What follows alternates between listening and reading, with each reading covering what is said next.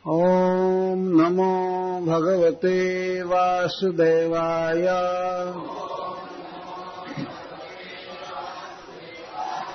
ॐ नमो भगवते वासुदेवाय।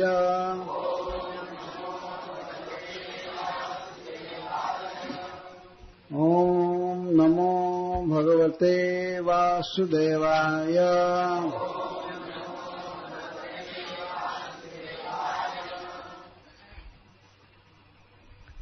श्लोक 32 से प्रारंभ करेंगे।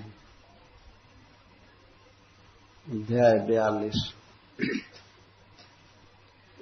अन्यानि चेत्थं भूतानि स्वप्नजागरितानि च पश्यन् मरणसन्त्रस्तो निद्रां लेभेन चिन्तया व्युष्टायां निशिकौरभ्य सूर्ये चाभ्य समुत्थिते कारयामास वैकंसो मल्लक्रीडा महोत्सवान्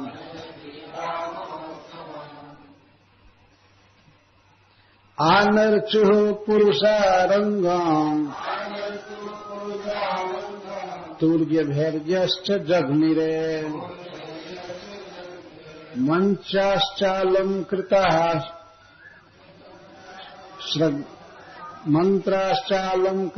स्रग्भिः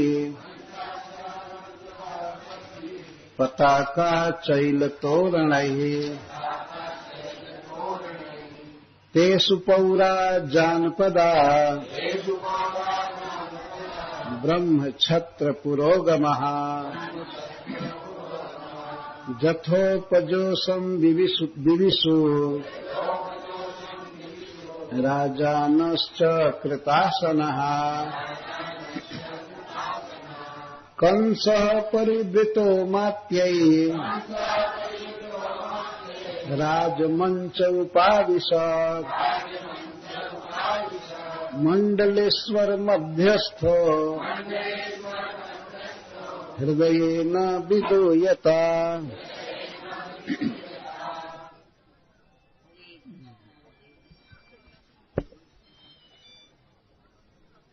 वाद्यमानेषु तुर्येषु मल्लतालोत्तरेषु च मल्लः सलंकृता दृप्ता सोपाध्यायः समासत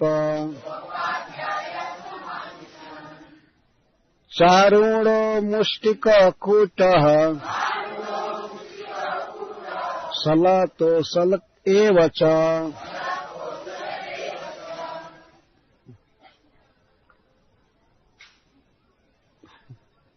कहते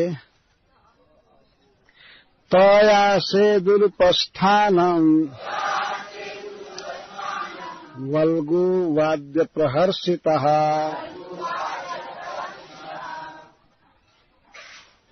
नंद गोपादयो गोपः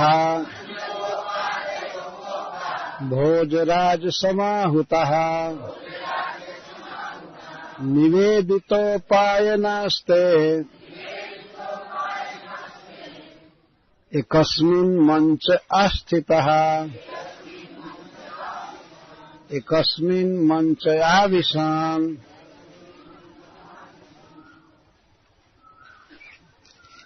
42वां अध्याय पूरा हुआ।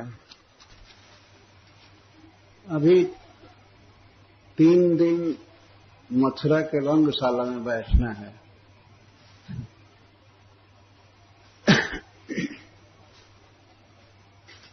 और 1 दिन उज्जैन रहना है भगवान के साथ।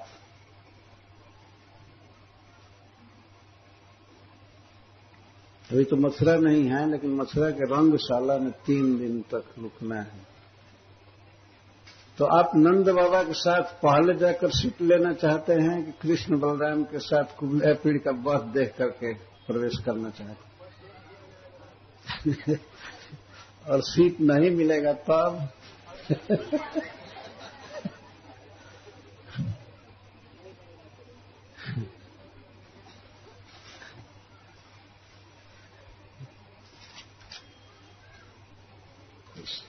जिस दिन श्री कृष्ण बलराम पहुंचे मथुरा में, वो दिन कौन था? दिन का मतलब मैं सोमवार मंगलवार अभी नहीं पूछ रहा हूं। तिथि कौन थी?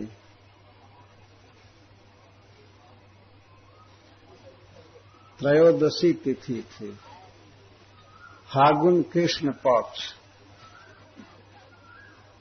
और शिवरात्रि चतुर्दशी को होती है ना, त्रयोदशी को। तब द्वादशी को चले थे भगवान।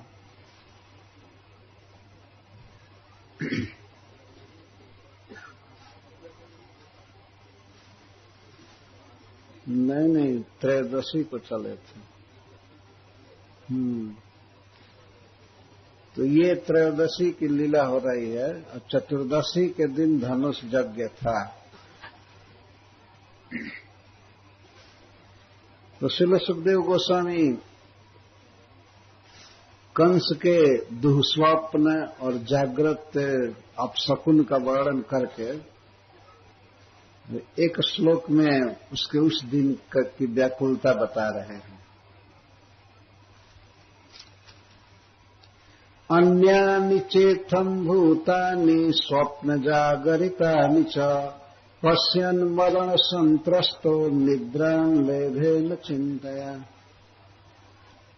तो श्री कृष्ण बलराम के विषय में श्रील सुखदेव गोस्वामी कहते हैं कि वो बहुत आराम से सोए। सोने के लिए जबकि केवल बैलगाड़ी थी और बगीचा था, तो पेड़ के नीचे सो गए, आराम से सो गए। और राजभवन में कंस को एकदम नींद नहीं आई, चिंता से चिंतया।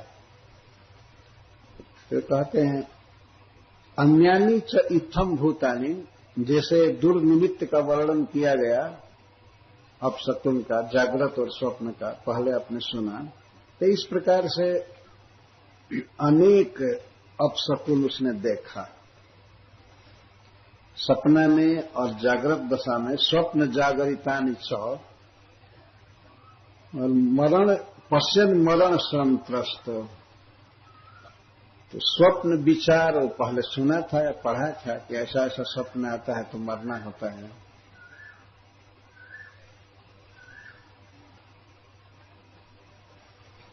तो मरण संत्रस्त, मरण के भय से बिल्कुल त्रस्त हो गया, मरण की चिंता से। और रात में नींद बिल्कुल नहीं आई। निद्रा में लेभे न चिंतया, चिंता के कारण निद्रा नहीं आई। रात भर बिल्कुल एक सेकंड भी नींद नहीं आई। मरण संत्रस्त, मरण का विचार करके मैं मर जाऊंगा, हाय रे, संत्रस्त हो गया। कौन मरेगा? शरीर मरेगा, वो आत्मा तो मरने वाला था नहीं, लेकिन वो तो पूरा देहात्मवादी था, देह को ही मैं न समझ रहा। देवकी को उपदेश करने लगा था तो पूरा आत्म तत्व पर व्याख्यान किया कि बहन जी, अपने पुत्रों के लिए चिंता मत करो, क्योंकि शरीर मरता है, आत्मा नित्य अमर है, अजर है। और उस समय तो भगवत गीता ही लगा बाँचने। और मरण से संत्रस्त कि मैं मर जाऊंगा। कौन मरेगा?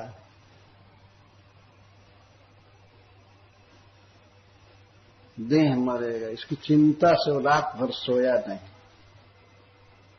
निद्रा न लेभे केन चिंतया, चिंता से, घबराहट से।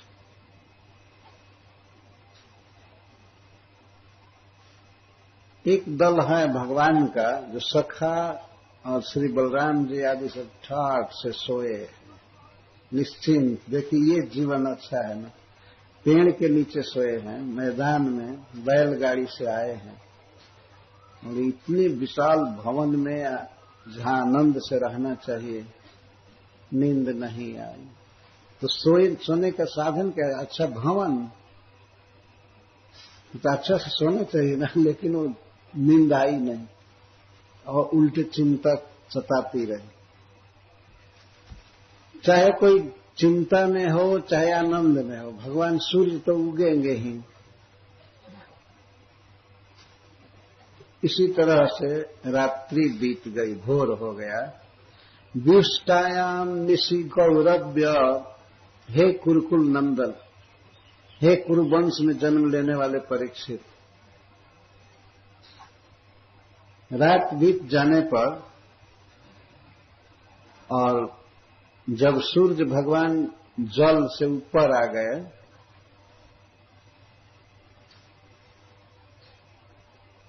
तब कंस मल्ल रंग महोत्सव किया। ऐसे रात में थोड़ा लगता है कि काम बंद था, तो सवेरा होते ही फिर चालू किया सजाना रंगशाला को। बहुत दूर में नया नगर जैसा बसाया गया, नया भवन। कंस का अखाड़ा देखे हैं मथुरा में, तो अब तो सब बस्ती बस गई है, घर द्वार बन गए चारों तरफ, लेकिन खाली था शहर के बीच। और वहां बहुत सुंदर स्टेडियम अस्थायी बनाई गई। राजा था, सारी सुविधा थी बनाने की, तो काम लगा। मल्ल क्रीड़ा महोत्सवम कारयामास, कारयामास मतलब कराने लगा। यह नहीं कि खड़ा होकर के करा रहा था, अरे राजा था, बस आज्ञा दिया, मंत्री लोग सब करा रहे थे, सजाया जा रहा था, बनाया जा रहा था और बड़े बड़े मंच बनाए जा रहे थे। मंच का तात्पर्य है ऊंचा स्थान जिस पर से बैठ करके जनता, नगरवासी जनता और देशवासी जनता, नगरवासी जनता को पौरा कहते हैं। पौरा, पौरा माने पूर्ववासी, मथुरा पूर्ववासी, और जानपदा है मतलब जनपद के लोग, देशवासी जो आए थे, तो ठीक से बैठ सकें आराम से और दंगल देख सकें, पहलवानों की कुश्ती इसको देख सकें, इसके लिए मंच बनाया गया है। सरकारी स्तर पर इतना बड़ा धनी कौन सब बनवा रहा था, तो उसी को श्री सुखदेव गोस्वामी कहते हैं कंसः कारयामास मल्ल क्रीड़ा महोत्सवम। भगवान सूर्य उगे जल से। वेद कहता है कि सूर्य जल से उगता है, जल से निकलता है और जल में ही डूब जाता है। जल से निकलता है। यदि कोई देखा होगा कोणार्क, तो वहां भगवान सूर्य जल से निकलते हैं, सूर्य से, पानी से निकलते हैं। तत्वतः वो पानी से नहीं निकलते हैं, तो हैं बहुत दूर पानी से, लेकिन ऐसा लगता है कि सूर्य जल से निकले। तो यहाँ पर श्री सुखदेव गोस्वामी कहते हैं जब भगवान सूर्य जल से निकले, तब जब ब्राइट हो गया, प्रकाश हो गया, तब स्टेडियम बनाने का काम चालू हुआ। पहले से बन चुका था, अब सजावट बाकी थी, उसी को कह रहे हैं। आंदर चुह पुरुषारंगम तुर्ज भेरजश्च जग निरे। बैंड बाजा चालू हुए, धड़ धड़ बाज बजने लगे, शहनाई बजने लगी, भेरियां नगाड़ा आदि। उत्सव हो रहा है ना, उत्सव कोई चुपचाप नहीं होता है। खूब बाजा बजने लगे और पुरुषा, कंस के भृत्यगण, कंस के सेवक, ये सब सजाने लगे रंगशाला को। तो रंगशाला को सजाने लगे। और कौन कौन कैसे बना था, तो मंच, रंगशाला में जो मंच बने जहां बैठने के लिए ऊंचा ऊंचा ऊंचा स्थान, तो मंचों का श्रृंगार किया गया। मंचा च अलंकृता, उच्च स्फंज बनाए गए थे बैठने के लिए, उनका अलंकार हुआ। अलंकार किस किस चीज से? पताका चैल तोरण, जगह जगह झंडियां लगाई गई, पताका लगाए गए उन पर, मंच पर कोने कोने में, और सब लिखा गया महिलाएं पुरुष, और पुरुष में भी राज परिवार। राजा के लिए तो स्पेशल मंच बना ही। यहां तक कि जो मंडलेश्वर लोग आए थे, मंडलेश्वर का अर्थ है खंड देश के अधिपति। मंडलेश्वर का अर्थ है चीफ मिनिस्टर अथवा जिला कमिश्नरी के अध्यक्ष, जो भी है। तो ये है मंडलेश्वर, मंडल के ईश्वर। अखंड मंडलेश्वर नहीं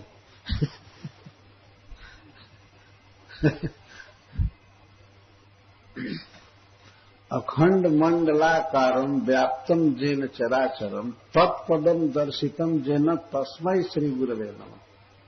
ये गुरु की वंदना तो है, लेकिन गुरु का वर्णन नहीं है इसमें।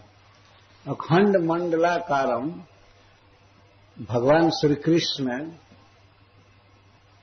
तत्पदम, उनके पद को, वैकुंठ को जिसने दिखाया, बताया, या उनके चरण कमल को बताया, ऐसे गुरु को मैं प्रणाम कर रहा हूं। तो अखंड मंडलाकारम को लोग कहेंगे निराकार, अखंड मंडलाकार निराकार होगा। अगर ये भी लीजिए अखंड मंडल आकार तत्पदम, तो वास्तव में श्री वैकुंठ धाम अखंड मंडलाकार है, और उसकी कोई इतिश्री नहीं है, परिमिति नहीं है। अनंत जग, अनंत दूरी में है, पर है वास्तव में वो गोलाकार और पद्म के आकार का है। शास्त्र उसी को कहता है अखंड मंडलाकारम व्याप्तम जेन चराचरम, जो चर अचर में सब जगह व्याप्त है। तत्पदम, उस पद को अथवा उसके पद को जिसने दिखाया, समझाया, वैकुंठ का रहस्य बताया, तस्मै श्री गुरवे नमः। ऐसे गुरु को मैं प्रणाम करता हूं। तो भगवान के चरण कमल को बताने वाला व्यक्ति प्रणम में है, नमस्य है। शास्त्र इतना क्लियर है, परंतु समझने में फेर है। नदिया एक घाट बहुतेरी, कहे कबीर समझता फेरी। एक ही नदी है, लेकिन घाट बहुत है। पानी तो एक ही है, भिन्न भिन्न घाट है। भिन्न घाटों से कुछ लोग उतर उतर करके और पानी पीते हैं। एक ही कृष्ण का भजन करना है, लेकिन घाट अलग अलग है। तो गंगा जी एक ही हैं, बह रही हैं, पर घाट अलग अलग है। तो कबीरदास जी तो ठीक ही कह रहे हैं, परंतु सही में घाट होना चाहिए, पानी गंगा जी का ही होना चाहिए। ये नहीं कि कोई किसी गढ़ी में उतर कर नहा रहा है बाहर कहीं और कहे हाँ हम तो दूसरे घाट पर हैं, लेकिन वही पानी कैसे है? घाट का अंतर होना चाहिए, परंतु नदी का अंतर नहीं होना चाहिए।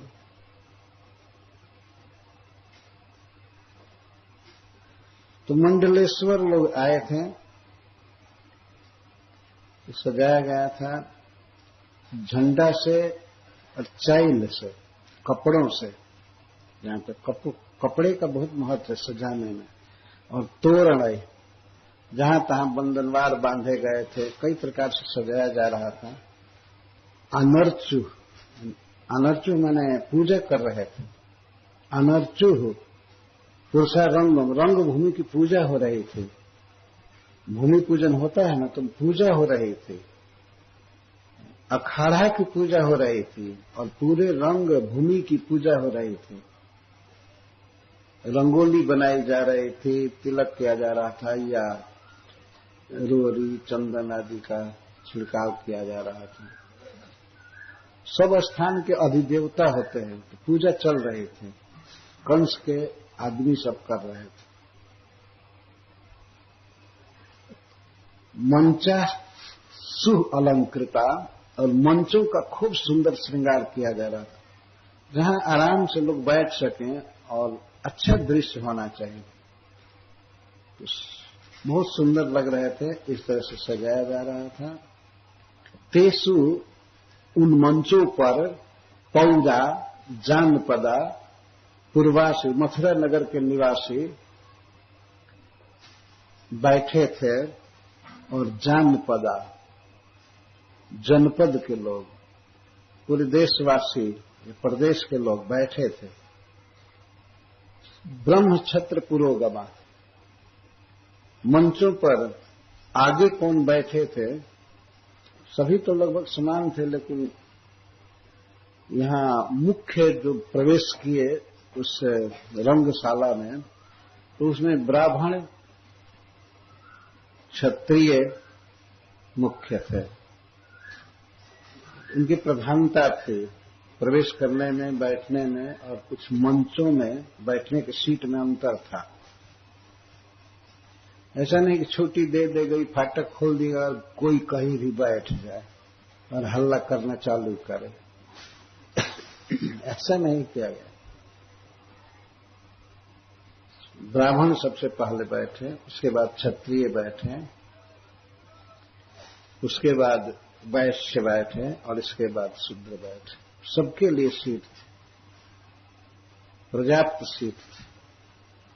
कितना बड़ा भाग्य था उन मनुष्यों का जो उस रंगभूमि में बैठे होंगे। और वास्तव में पहलवानी जो होने वाली है वो कृष्ण के साथ होने वाली है, कृष्ण बलराम के साथ, कंस के बुलाए हुए। भगवान की शक्ति जोग माया के द्वारा भी खूब सजाया जा रहा है। भगवान की शक्तियां सजा रहे थे, क्योंकि स्वयं साक्षात ईश्वर आ रहे हैं। कंस तो अपनी तरफ से सजा ही रहा था, उसके सेवक सब लगे हुए थे, लेकिन भगवान के भी सेवक शक्तियां सब लगी हुई थी, वेश बदल करके। जादव के वेश में तो नहीं, जादव तो भगा दिए गए थे कंस के द्वारा, और सब भेष में सब सजाया जा रहा था।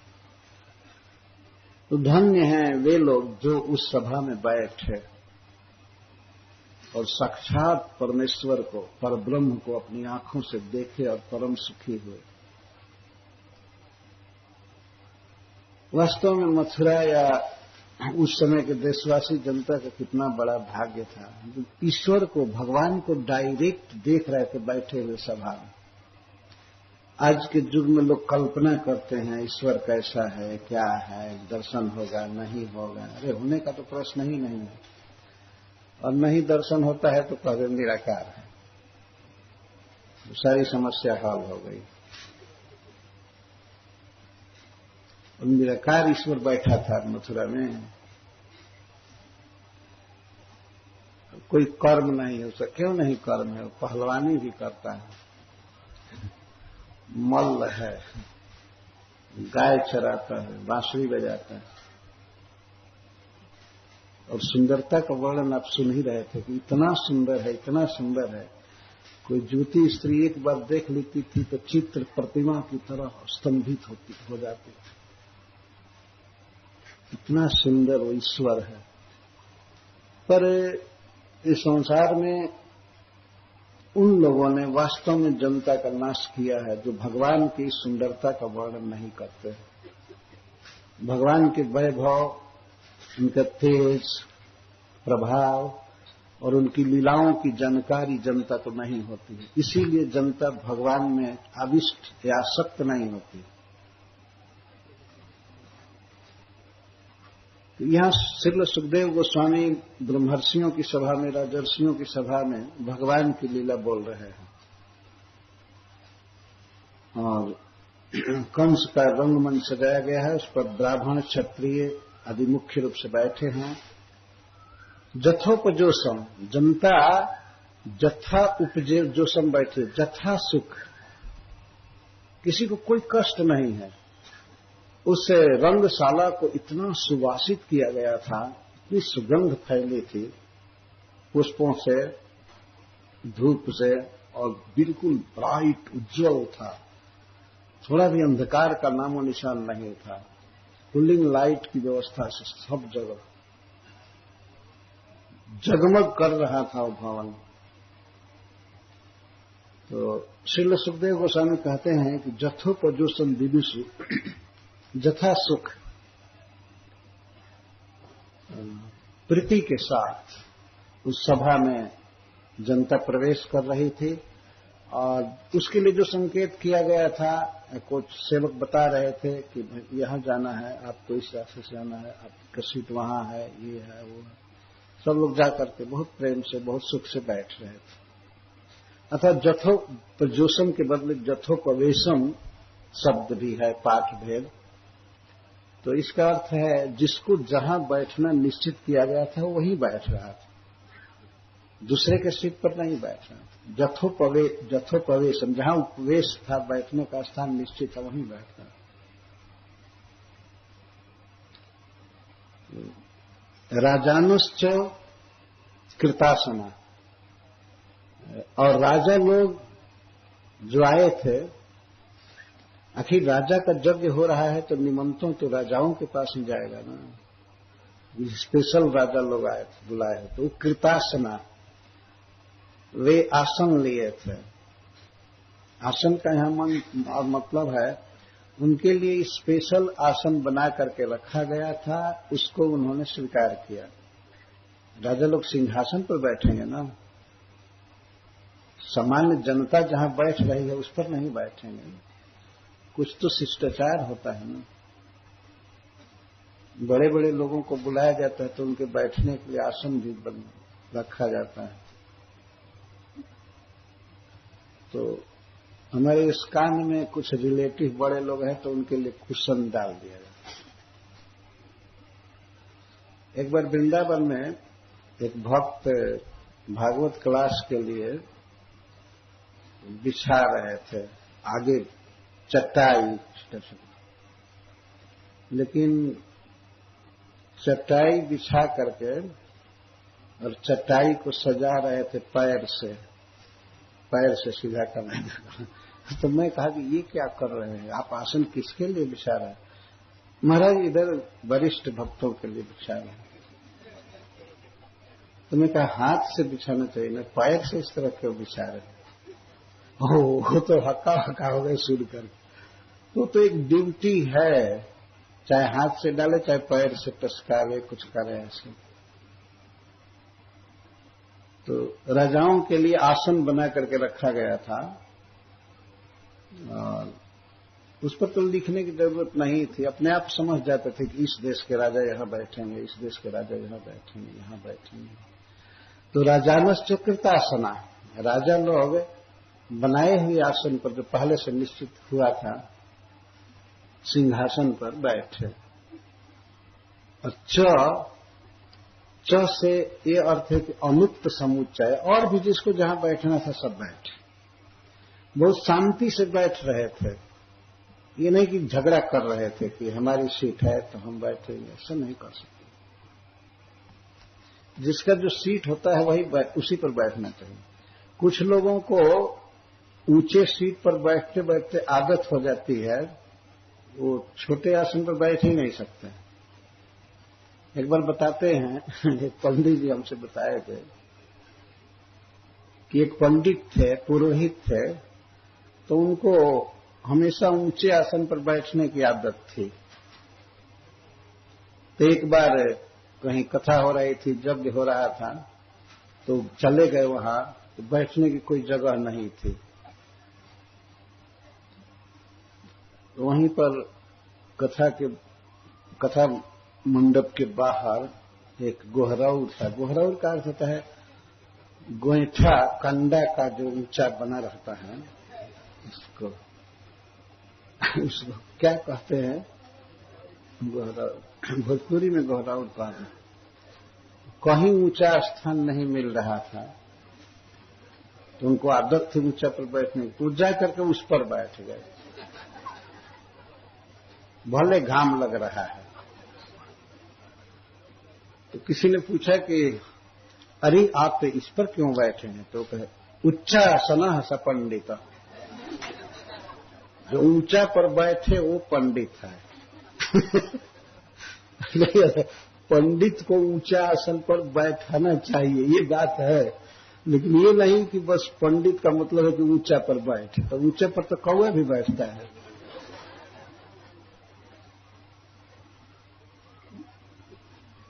कोई लड़के ठोक रहे थे, अरे पंडित जी ऊपर क्यों बैठा, उच्चासनः स पंडित। जिसका आसन ऊंचा होता है वो पंडित है। तो ये तो पंडित की पहचान देखी। ऐसे ही लोग गहराउर पर बैठा करें जहां पर। जथोपर जोसम से श्रील सुखदेव गोस्वामी ये कह रहे हैं कि वहां बहुत सुख से बैठे थे लोग।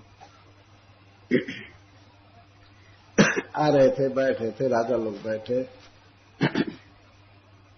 कंस परिवृतो अमात्य, इसके बाद कंस आए, बड़ी बाजे गाजे के साथ, बैंड बाजा बज रहे थे, अंग्रेजी बाजा नहीं, सब भारतीय बाजा बज रहे थे।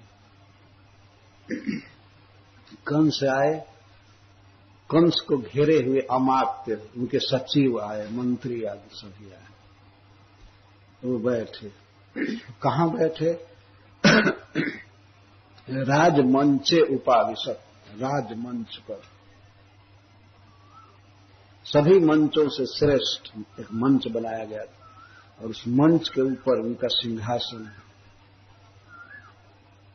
कंस को इतना भय था कि उसने अपने लिए स्पेशल ऑर्डर दिया था कि हमारा मंच बहुत ऊंचा होना चाहिए, जहां पर कृष्ण नाम का लड़का पहुंच ना पावे। उसको इतना भय था भगवान से, मारने के लिए दंगल करा रहा है, लेकिन फिर भी भय था। बहुत ऊंचा आसन रखा था जहां किसी तरह से पहुंच न सके, और उसके साथ अमात्य बैठे थे। लगता है कि उसी के मंच पर वे सब बैठे थे, उसको घेरे हुए बॉडी गार्ड वगैरह सब। अमात्य ही परिवृत, अमात्यों से, मंत्रियों से, सचिवों से घिरा हुआ बैठा। राजमंचे उपाविशत, मंडलेश्वर मध्यस्था, और मंडलेश्वर भी कलेक्टर, कमिश्नर, गवर्नर, ये सब बैठे थे, जो मंडलेश्वर कहते हैं। मंडलेश्वर मध्यस्थ, मंडलेश्वरों के बीच में राजा कंस बैठे। धन्य है कंस जो इस तरह से समाज इकट्ठा किया।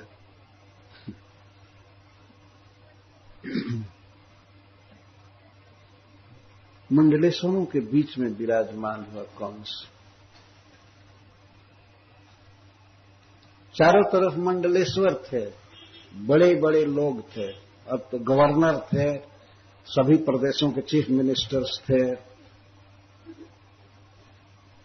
ये लगता है कि उसके मंच के बराबर मंच पर ही दूसरे पर सब बैठे थे, और कंस तो एक मंच पर बैठे थे, जिस उस मंच पर उनके खास अपने मंत्री आदि थे। तो सुखदेव गोस्वामी कहते हैं कि बाहर से इतने बड़े बड़े लोग साथ में थे, बहुत सुंदर मंच था, लेकिन हृदय न विदूयता, लेकिन हृदय अनुतप्त हो रहा था, जल रहा था कंस का हृदय। एक तो सपना देखा था और जागृत में भी बहुत बुरा बुरा दृश्य देखा था, मरण के भय से संत्रस्त था। ये विचार कर करके, और खास करके कृष्ण लीला का विचार करके, कृष्ण ने धनुष रक्षकों को मार दिया, सेना को मार दिया, धनुष तोड़ दिया। उसके मन में शंका थी कि ये भी लगता है कि सभी पहलवानों को और हमको मारेगा। हृदय न विदूयता, बाहर तो इतना अच्छा है, बड़े बड़े बलवान लोगों के बीच में है, लेकिन हृदय से दुखी था, हृदय से दुखी था और बैठा था। अब इसके बाद पहलवान आए।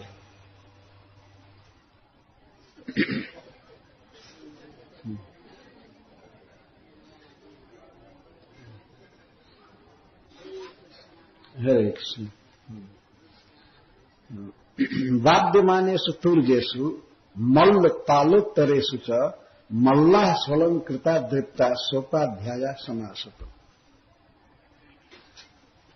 इसके बाद बाजे बजाए जा रहे थे। बाजा कैसा बज रहा था? जिसमें पहलवानों के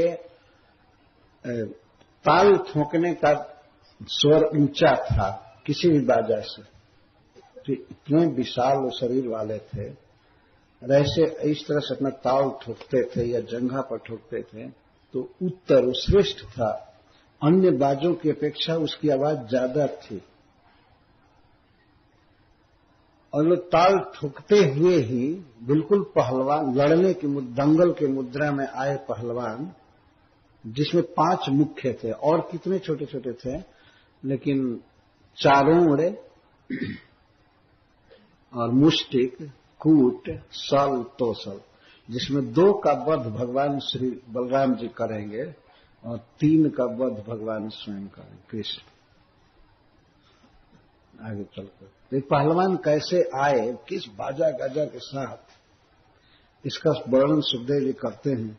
वाद्यमानेषु तुर्जेषु मल्ल तालोत्तरेषु च मल्ला स्वलंकृता दीप्ता सोपाध्याया समास। खूब अलंकृत होकर के, किस भेष में? पहलवान के भेष में, जो भी अलंकार हो सकता है सजावट, वे आए। बहुत दीप्त थे, बड़े घमंड में थे। वे आए और अपने अपने उपाध्याय के साथ आए। उपाध्याय मतलब ब्राह्मण, जो स्वस्ति वाचन कर रहे थे, विजयी हो ऐसी ऐसी आशीर्वाद दे रहे थे। सारा वेद का मंत्र आज फेल हो जाएगा। स्वस्ति वाचन हो रहा था, विजय प्राप्त करो, तुम्हारी जय हो। तो 100 उपाध्याय सबके गुरु होंगे अथवा एक उपाध्याय जी होंगे जो सबका स्वस्ति वाचन कर रहे होंगे। इतने मंगल के साथ आ रहे हैं। दृप्ता, दृप्ता का अर्थ है बहुत गर्व से, गर्ववान, गर्वित वो सभा है। तो वो जब पहलवान प्रवेश किए सभा में तो कंस या राजा लोग सभी उनको देख रहे थे। बड़ा सुंदर लग रहा था। उस रंगशाला में पहलवानों का आगमन और आकर के अपने उचित स्थान पर बैठना, उनके लिए तो सीट नंबर से उनका नाम लिखा गया होगा। महामल्ल चारूण यहां बैठेंगे। महामल्ल, मुष्टिक, कूट, सल, तोसल, कम से कम 5 पहलवानों का तो रिजर्व आसन रहा होगा। वे आए, अलंकृत थे। ऐसा नहीं कि इधर के पहलवानों जैसा केवल लंगोटी बांध करके आए। अच्छा से पहने थे, धोती नहीं पहने थे, लेकिन काछे थे, सुअलंकृत। श्रील सुखदेव गोस्वामी उन पहलवानों का ध्यान कर रहे हैं। मल्लाह स्वलंकृता, बहुत अच्छा लग रहे थे। दीप्ता, सोपाध्याया, पुरोहित जी के साथ थे। पुरोहित जी मंगल कामना कर रहे थे और खास करके विजय के लिए। कंपटीशन होने जा रहा है ना, बाहर से जनता को यह दिखाया जा रहा है कि केवल एक खेल है, लेकिन वास्तव में वो युद्ध का आयोजन था, कृष्ण बलराम को मारने का आयोजन था। और इन पहलवानों को पूरा पूरा बताया गया था कि ऐसे आएंगे तो ऐसे मारना है, ये दाव खेलना है। और लोग कई महीनों से, कई दिनों से अभ्यास कर रहे थे कई साल से ये दाव मारेंगे, यहां मारेंगे, ऐसे पटकेंगे और ऐसे मार देंगे, गला दबा देंगे या छाती में मुक्का मारेंगे कि मर जाएंगे, जैसे तैसे वे अनेक दाव पेच सीख रहे थे वर्षों से। जब से कृष्ण का जन्म हुआ तब से, और यही केवल सीखते थे, पहलवानी करते थे, और इनको इतना हाई सैलरी मिल देता था कंस की, बहुत काफी धन देता था इसके लिए कि कृष्ण को मारेंगे सब। तो लोग बहुत गर्वित थे। तो वे आए, श्रील सुखदेव गोस्वामी इन महाभाग्यवान पहलवानों का नाम बोल रहे हैं। ऐसे महान ऋषि के, मुनि के मुख पर आ रहा है इनका नाम। तो ये वास्तव में भाग्यशाली थे। भगवान के श्री विग्रह से इनको स्पर्श मिलेगा, लड़ेंगे।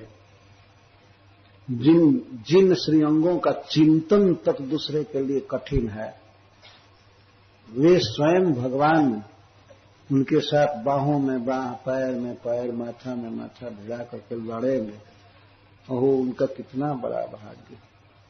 भले उनका हृदय, उनका अभिप्राय बुरा था, परंतु वे भगवान का संग पाएंगे। तो चारूणो मुष्टिकः कूट सलतो सलएव च तयासेदुपस्थानम बल्गुवाद्य प्रहर्षिका। ये पांचों पहलवान चारूण, मुष्टिक, कूट, सल और तोसल, बल्गु वाद्य प्रहर्षिता, अत्यंत जुझाऊ बाजे बज रहे थे, बहुत मनोहर बाजे बज रहे थे। तो उन बाजों से इनमें लड़ने का उत्साह बहुत था और बहुत प्रहर्षित थे, हर्ष में आ रहे। कंस को शोक है, कंस का मन खिन्न था, लेकिन पहलवान तो एकदम विश्वास में थे कि हाँ हम तो मारेंगे, जीतेंगे बाजी, दंगल तो जीतना ही है। ये प्रहर्षिता है। और क्यों प्रहर्षित है? और बल्गु वाद्य प्रहर्षिता है। इतने सुंदर बाजे बजाए जा रहे थे पहलवानों के लड़ने के, दंगल के, उस आवाज से और उत्साह बढ़ रहा था। तो निश्चिंत थे। ते आसेदु, वे आए।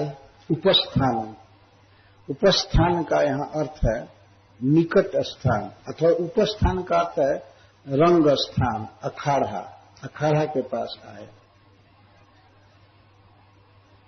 तो उनके लिए सीट वहीं रखा गया था। कंस ने उनको शिक्षा दिया था कि जब पहलवानी करने, जब सभा में आना तो मेरे पास मत आना, नहीं तो उन दोनों लड़कों को शंका हो सकती थी कि कंस कुछ सिखा रहा है। तो ऐसे आना जैसे हमसे कोई तुम लोगों का ताल्लुक नहीं है, नहीं तो नहीं लड़ेंगे। तो अखाड़ा जिस स्थान पर था, बीच में था, बिल्कुल उस स्टेडियम के बीच में अखाड़ा।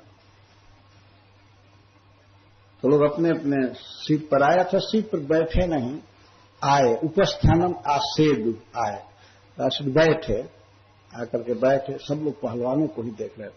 भाई दंगल में, कुश्ती में तो पहलवान ही दर्शनीय है ना। सारा समाज आ चुका है। अब श्रील सुखदेव गोस्वामी कहते हैं कि नंद प्रधान गोपजन ये भी उस सभा में आए। नंद गोपादयो गोपा भोजराज समाहुता निवेदितो पायनास्ते एकस्मिन् मंच आविशन्।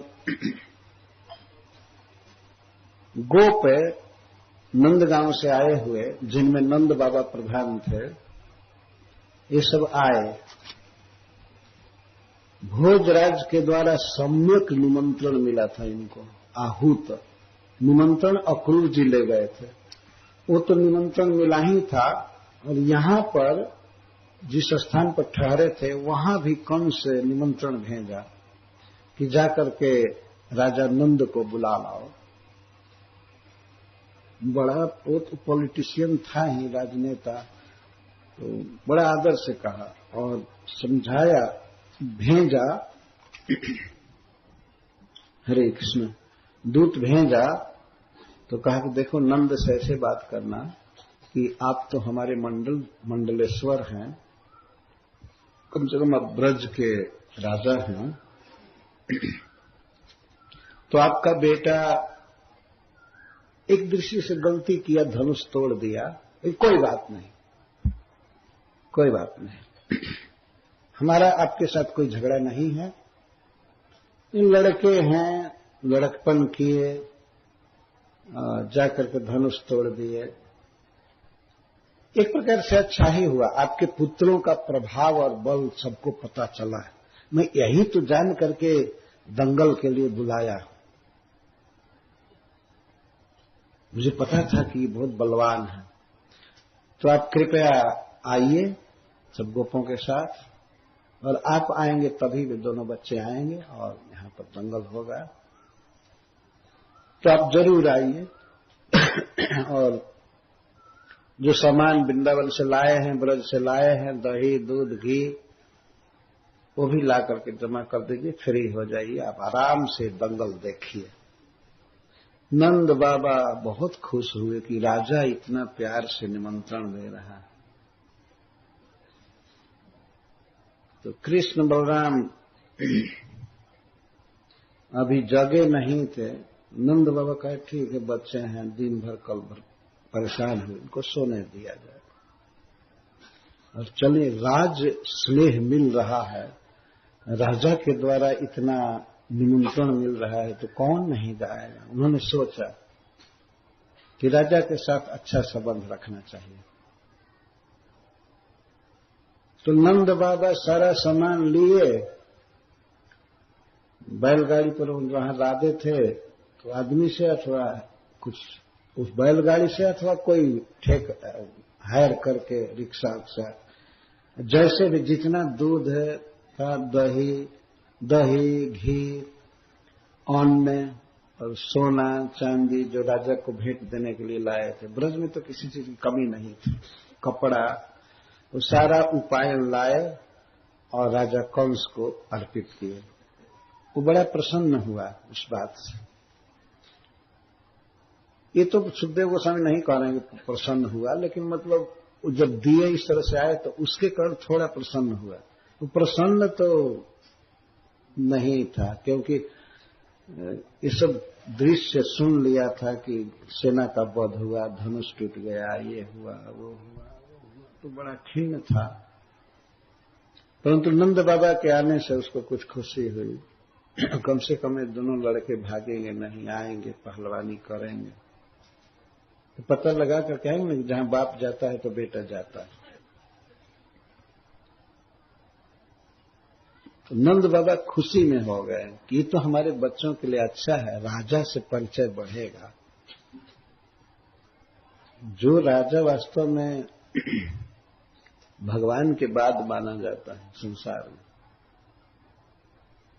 बल्कि भगवान को भी उतना खुश करने के फेर में नहीं रहना चाहिए जितना राजा को खुश रखने।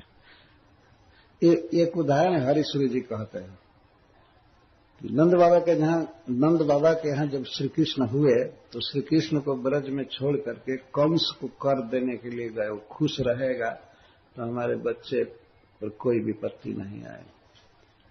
तो जगदीश्वर को, भगवान को भी छोड़ करके खलेश्वर की उपासना कर रहे हैं। भगवान रंज होंगे तो क्या होगा? रंज होने के बाद भी तो सूरज का प्रकाश देते हैं, पानी देते हैं, हवा सब दे ही रहे। लेकिन सरकार विरुद्ध हो जाए, राजा विरुद्ध हो जाए तो फिर जीवन जीना कठिन हो जाता है ना। ये बात प्रैक्टिकल देखी जाती है। भगवान तो अपने हैं, क्या रंज होंगे। लेकिन इसीलिए नंद बाबा गए, कृष्ण को छोड़ करके गए कंस के रंगशाला में। तो उसी को श्रील सुखदेव गोस्वामी कहते हैं, नंद गोपा दयो गोपा भोजराज समाहुता। भोजराज कंस के द्वारा बहुत प्रेम से निमंत्रण आया था। और उस निमंत्रण में ये भी कहा गया था यहां पर कि नंद बाबा आप इसके लिए चिंता मत कीजिए कि आपके पुत्र गलती किए, धनुष तोड़ दिए। हमें तो बहुत प्रसन्नता है कि श्री कृष्ण और बलराम के पराक्रम का पता चला। बड़ा कूटनीतिज्ञ था। वो ये कह रहा है नंद बाबा से कि आपके दोनों पुत्र, जैसे अभी भी छिपा रहा है, ये नहीं कहा कि वसुदेव के दोनों पुत्र। पूरी जानकारी हो गई है कि वसुदेव ने छिपाया, एक लड़के को ले जाकर के जन्माष्टमी के दिन रात्र में छिपा करके ले गया अपने बेटा को, और एक जो बेटा है उसके रोहिणी नामक पत्नी का है जो ब्रज में थी। ये दोनों वसुदेव के पुत्र है। इसी पर तो बुला रहा है, इसी पर दंगल का आयोजन किया था। इन दोनों के हाथ से मेरी मृत्यु है। लेकिन नंद बाबा से वो ये कहा कि आपके दोनों पुत्र अभी तो नादान हैं, धनुष को प्रणाम करना चाहिए था, पूजा करनी चाहिए था, लेकिन कोई बात नहीं, लड़के हैं, खेल खेल में तोड़ दिए। परंतु इसके द्वारा उनके पराक्रम का तो पता चला है, तो खुशी की बात है। तो आप आइए देखिए, नंद बाबा फूल गए, कौन सा हमको इतना मानता है। ऐसे कृष्ण की ही चिंता में थे, बलराम जी की चिंता में थे, इनकी सुरक्षा रखनी है। तो राजा से परिचय बढ़ेगा। जो मान लीजिए किसी को प्राइम मिनिस्टर, राष्ट्रपति बुला रहे कि आप हमारे यहाँ एक दिन खाइए, रहिए, और हमारे साथ आपका फोटो खींचा जाएगा। जिसको निमंत्रण मिलेगा कोई बाकी नहीं रहेगा, है कि नहीं? वो तो राजा है, ये लोग तो 5 वर्ष के लिए चुने जाते हैं, वो तो शुरू से ही राजा है। तो नंद बाबा अपने पुत्रों के स्नेह में कि इनका राजा से परिचय होगा तो बहुत विकास होगा, डेवलप करेंगे, इसलिए चले गए पहले। और जा रहे थे तो कृष्ण जगे थे, वास्तव में मैं कह दिया कि सोए थे, सोए नहीं थे, जगे थे। तो कृष्ण अभी कहने लगे, बाबा आप चल करके पहुंचिए, पता नहीं सीट मिलेगा कि नहीं मिलेगा, आप लोग आगे जाकर के बैठ जाइए। ये देखना है दृश्य, बहुत दुर्लभ दृश्य है। बड़े बड़े पहलवान आ रहे हैं, दुनिया के सब देश के सब लोग आ रहे हैं, आप लोग बाबा चले जाइए। सखाओं को भी कहे तो वो बाबा के साथ ही रहो, क्योंकि कुबले पीड़ के साथ, हाथी के साथ कृष्ण जब लड़ेंगे, इसको नंद बाबा नहीं देख सकते, बहुत दुखी होते कि विशाल 10,000 हाथी का बल रखने वाले हाथी से कृष्ण को लड़ाया जा रहा है, बहुत दुखी होते। और हो सकता था रंगशाला में जाने के पहले वो कहते थे, कृष्ण बलराम भागो भागो चलो यहां से, जहां गेट पर ही हाथी रखा गया है, भीतर कोई खतरा है, हम तुमको जाना नहीं है। तो बाबा बाधा दे देते। नंद बाबा बच्चों के स्नेह में कहते, नहीं नहीं, इस खतरनाक उत्सव में भाग नहीं लेना। इसीलिए भगवान प्रेरणा दे रहे थे, कहने नहीं बाबा आप चलिए, आपको सीट मिल जाएगी ठीक ढंग से, हम दोनों को तो मिल ही जाएगी, देख ही रहे हैं हमारा प्रभाव, हम तो जब भी चाहेंगे तो सीट मिल जाए, आप लोग आगे आगे चलिए, आगे चलिए। तो सखा भी चले गए, केवल 2-4 सखा बच गए जो कृष्ण के साथ थे। तो उस कथा को श्री सुखदेव गोस्वामी चालू कर रहे हैं 43वें अध्याय में। श्री शुक उवाच अथ कृष्णश्च रामश्च कृत शौचौ परन्तप मल्लदुन्दुभिर्घोषं श्रुत्वा द्रष्टुमुपेयतुः। जब कृष्ण बलराम स्नान आदि कर रहे थे, अपने सूची कर रहे थे, सिद्धेश्वर स्वामी इसका दूसरा अर्थ करते हैं। कृष्ण बलराम अपने को पवित्र किए, कई हत्याएं किए थे, तो कुछ मंत्र पढ़ रहे थे, क्या क्या कि हम शुद्ध हो जाए, फिर तो शौचौ सेना का वध किए थे, और धनुष के रक्षकों का वध किए थे। तो कृत शौचम, अपने को शुद्ध किए, अथवा स्नान आदि किए। सवेरे स्नान कर रहे थे, तिलक कर रहे थे कृष्ण, और जब तैयार हुए तो मल्ल दुंदुभि निर्घोषम दोनों भाई सुने। पहलवानी के लिए, दंगल के लिए इतने अद्भुत बाजे बज रहे थे, इतना सुंदर सुनाई पड़ रहा था, इतना उत्साह बढ़ रहा था। कृष्ण बलराम सुने तो जल्दी जल्दी जाने के लिए तैयार हो गए। इतना उत्सव हो रहा है, बैंड बाजा बज रहा है, बहुत सुंदर, तो कौन नहीं उत्सुक हो जाएगा। कृष्ण बलराम उत्सुक हो गए। कृष्ण ही कहे कि भैया चला, चलिए चलिए, देर हुई है, लगता है कि तमाशा चालू हो गया है। अब देर करना ठीक नहीं है, चलिए चलिए। तो दोनों चले। कुछ सखा केवल थे उनके साथ, जैसा आगे गोपय कति पय सुखदेव गोस्वामी बताएंगे। अथ अनंतर हे शत्रुनाशन परीक्षित, जो कृष्ण का स्वभाव है वही तुम्हारा स्वभाव है, तुम भी शत्रुओं का नाश करने वाले हो, तो भगवान इन सारे शत्रुओं का नाश करेंगे, ये सूचित है। इसके पहले श्री सुखदेव गोस्वामी महाराज परीक्षित को कौरव्य संबोधन किए हैं कि सवेरा जब हुआ तो हे कुरुनंदन, कंस अपने मरने का उपाय खुद किया। अगर नहीं किया होता ये दंगल का तमाशा तो मरा नहीं होता। लेकिन जो ये रंग उत्सव कर रहा है पहलवानों का, वो स्वयं अपने मरने का उपाय कर रहा है। जैसे तुम्हारा बाप, तुम्हारा दादा दुर्योधन स्वयं अपने मरने का उपाय किया, मैं बिना युद्ध के सुई की नोक भर भी जमीन नहीं दूंगा। तो हो गया युद्ध महाभारत का कुरुक्षेत्र में।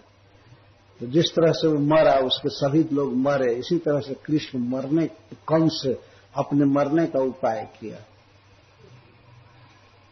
रंग महोत्सव, मल्ल रंग महोत्सव किया। तो संबोधन वहां की, यहाँ परम तप, हे शत्रुओं को दग्ध करने वाले, शत्रुओं के नाशक परीक्षित, निश्चित ही भगवान इन सबका वध करेंगे, ये इसका भाव है। तो हे परम तप, कृष्ण और बलराम दोनों स्नान आदि करके तैयार हो गए, और मल्ल दुंदुभि निर्घोषम श्रुत्वा, पहलवानों को लड़ाने के लिए, उत्साह देने के लिए जो बाजे बज रहे थे उसके घोष को, और यहां तक जनता के भी आवाज को, बीच बीच में जय जयकार हो रहा था, भगवान शंकर की जय, भूतेश्वर नाथ की जय, बीच बीच में ऐसा हो रहा था। तो इसको सुन करके कृष्ण बलराम को बहुत उत्सुकता हुई, हम तो ये उत्सव देख ही नहीं पाएंगे, लेट हो जाएंगे। तो वे लोग भी जल्दी जल्दी चले। द्रष्टुम उपेयत, देखने के लिए जल्दी जल्दी आ गए। जब वहां पहुंचे तब एक तमाशा देखे वहां। अथ इति मांगल्य, श्रील सुखदेव गोस्वामी अथ शब्द का प्रयोग कर रहे हैं कि आज दुष्ट बध होगा, बहुत मंगलमय कार्य होगा, इसके लिए अथ शब्द लगा रहे हैं। अथ कृष्णश्च रामश्च,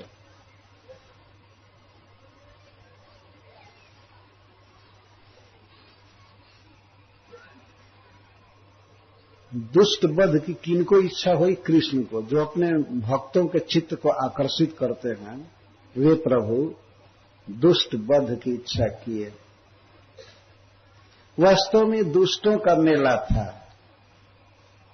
कंस के जितने संबंधी आदि थे वे सब दुष्ट थे, खल थे, और उसमें से कुछ लोगों को पता था कि ये दंगल किसके लिए हो रहा है, कृष्ण बलराम को मारने के लिए। कुछ खास उसके जो लोग थे उनको पता था।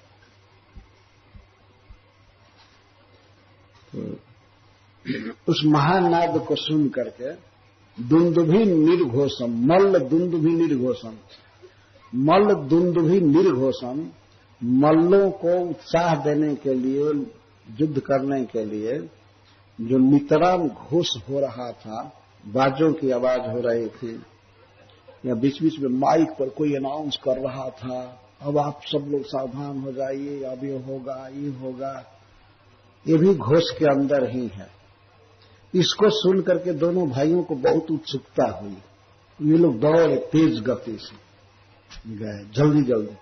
वहां जब जहां से आवाज आ रही थी, जिस रंगभूमि से, मल्ल युद्ध स्थान से, उसके गेट को बहुत सुंदर सजाया गया था, बड़ा गेट था, फाटक।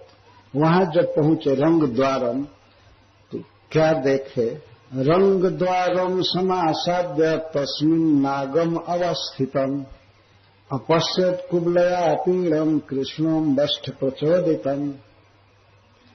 उस रंगशाला के द्वार पर पहुंचकर कृष्ण ने देखा, रंग द्वारम समासाद्य, रंग द्वार तक तो खूब अच्छा से गए, सम आसाद्य, बिल्कुल निकट गए। तो तस्मिन् रंग द्वारे नागम अवस्थितम, नाग माने हाथी, हाथी को नाग कहते हैं।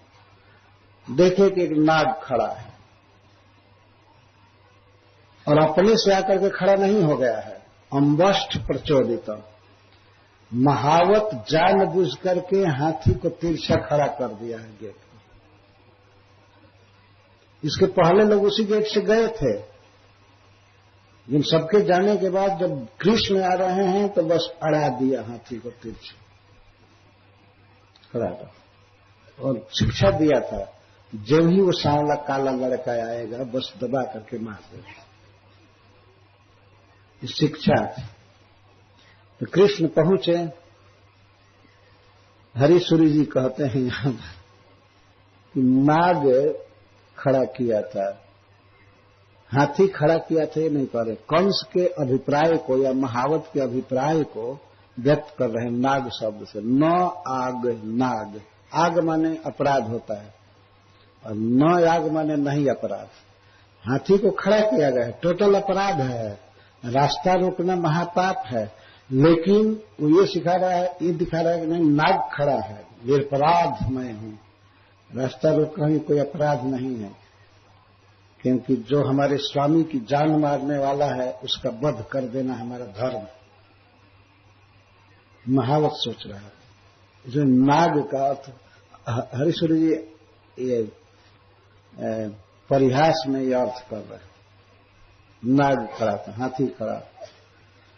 क्या हाथी का नाम था? कुबलया पीड़म, कुबलय आपीड़म, जो इस भूमंडल का श्रृंगार था।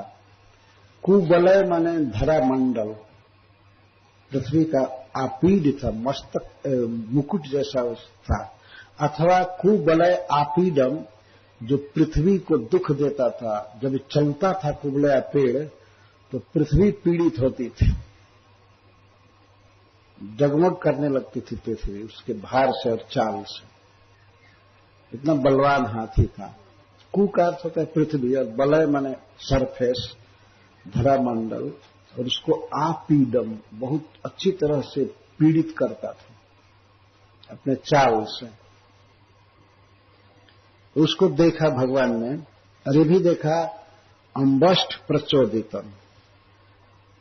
अम्बष्ठ मतलब महावत, हाथी का ड्राइवर, वो उसको प्रेरित किया था। देख लिए भगवान की उसके मस्तक पर अंकुश मार करके कह रहा सीधा रहने के लिए। दूर से ही देख लिए कृष्ण, इसकी बदमाशी समझ गए, तो वे डरे नहीं, बिल्कुल निकट पहुंच करके और सबसे पहले अपना जो दुपट्टा लिए थे ऊपर, उसे लेकर अपने कमर में बांधने लगे। कमर में बांध करके तैयार जाकर, और श्री कृष्ण के साथ ही बलराम जी थे, लेकिन कृष्ण इतने निर्भय हैं, अरे देखते ही हाथी को और अम्बष्ठ से बोले, अम्बस्ट, हाथी का जो गर्दन है अगला भाग होता है उसको अम्ब कहते हैं। तो अम्ब पर जो स्थित रहे उसको अम्बस्ट कहते हैं। ये महावत हाथी के पीठ पर नहीं रहता है ना, आगे रहता है ना,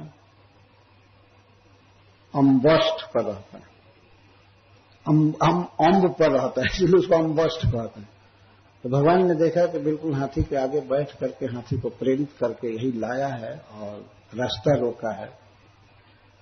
तो बद्धवा परिकरम सौरी, ऐसे ही ये सूर्य वंश के हैं, वीर वंश के क्षत्रिय हैं कृष्ण। सूर्य नाम था श्री वसुदेव जी के पिता का, ये सौरी हैं, उसी वंश में है। तब एकदम बस फेंटा कस लिए 11 वर्ष का लड़का और इतने विकराल हाथी के साथ लड़ने के लिए तैयार।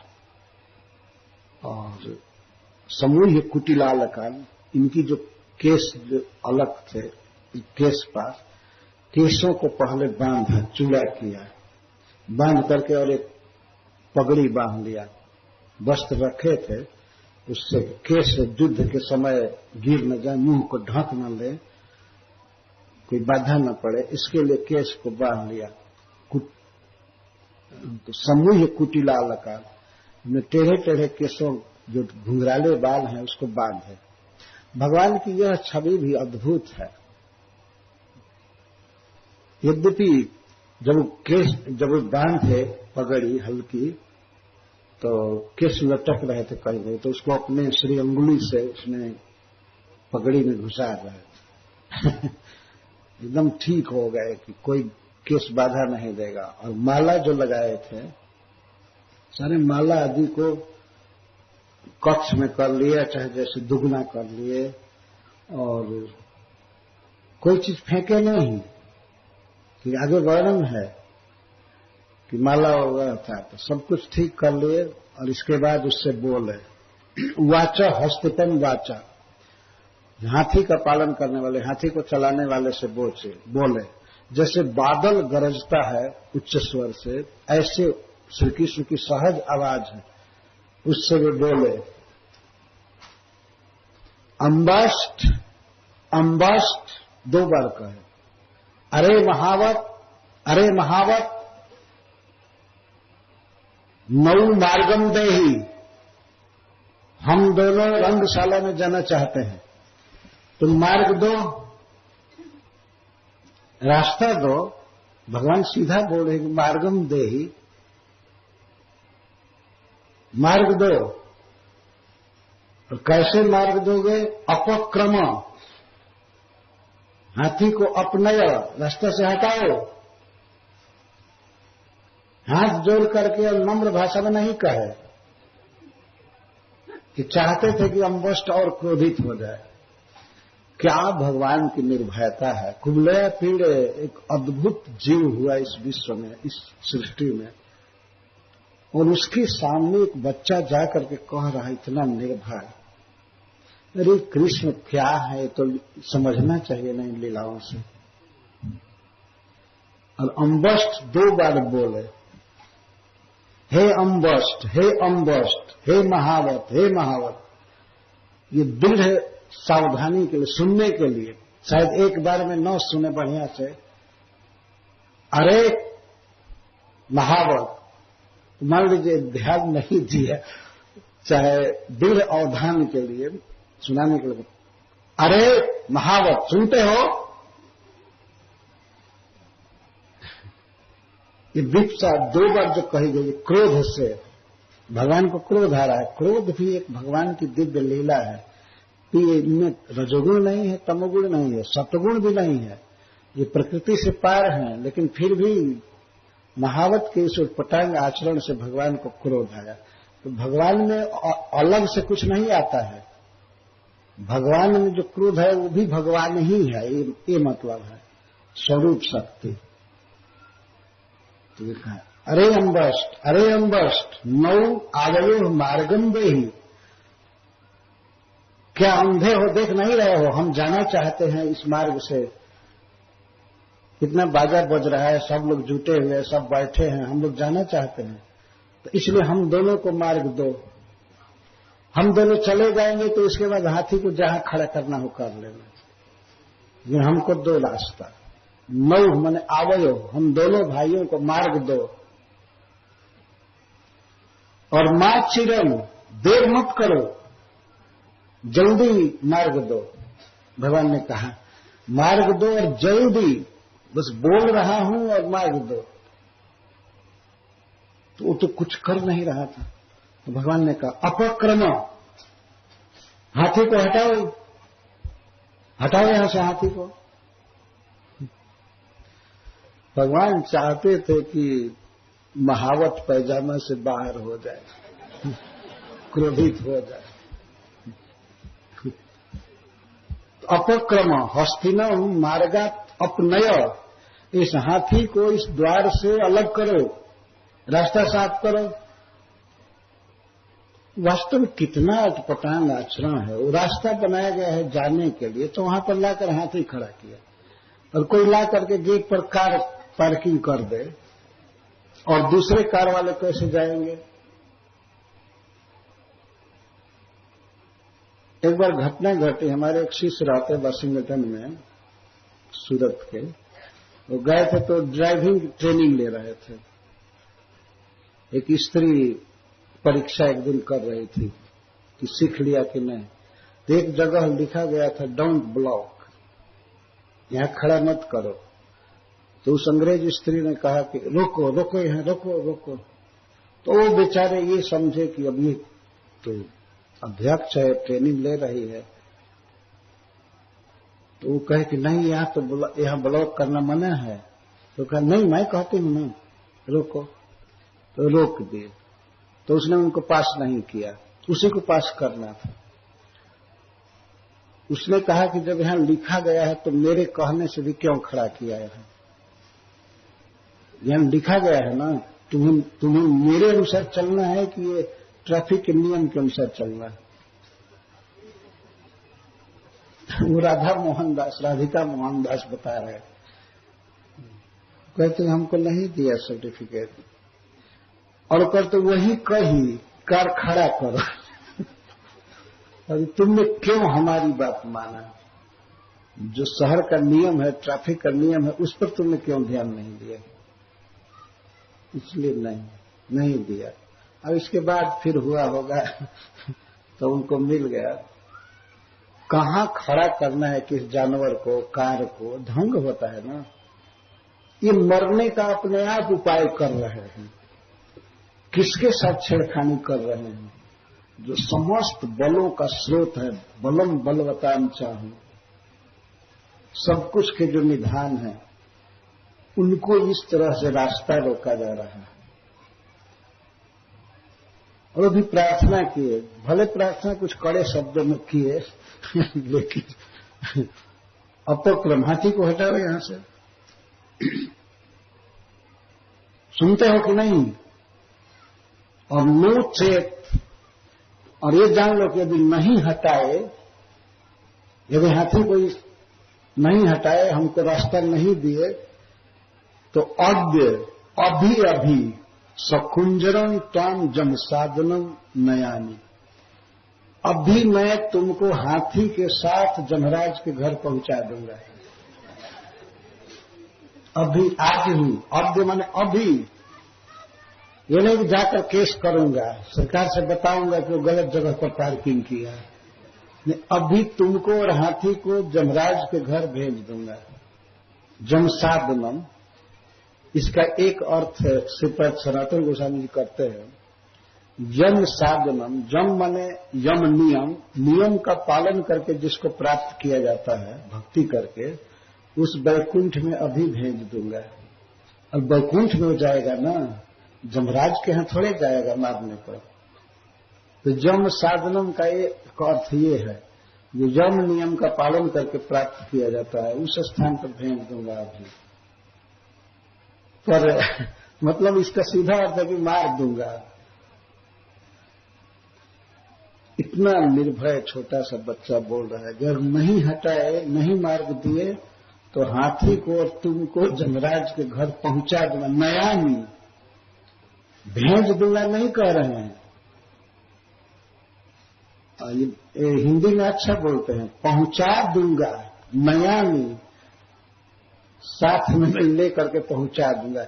इसमें देर नहीं करूंगा, भेज दूंगा जमराज के यहाँ। अब इतना सुनना था कि वो